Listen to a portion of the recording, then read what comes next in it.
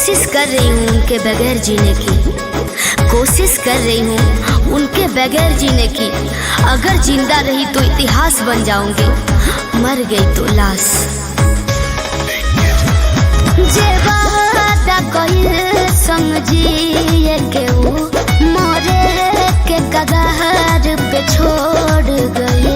मिट गइल हमार पहचान जी, काहे प्यार भइल बेईमान जी।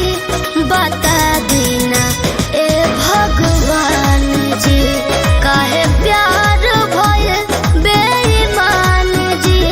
बता देना ए भगवान जी।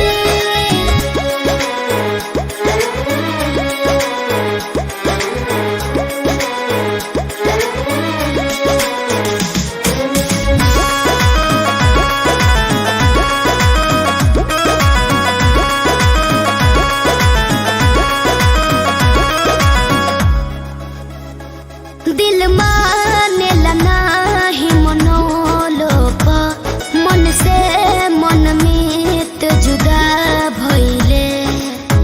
इश्क का फर्ज कुछ इस कदर वो निभाते गए, इश्क का फर्ज कुछ इस कदर वो निभाते गए कि हम जलते गए वो जलाते गए, हम मिटते गए वो मिटाते गए।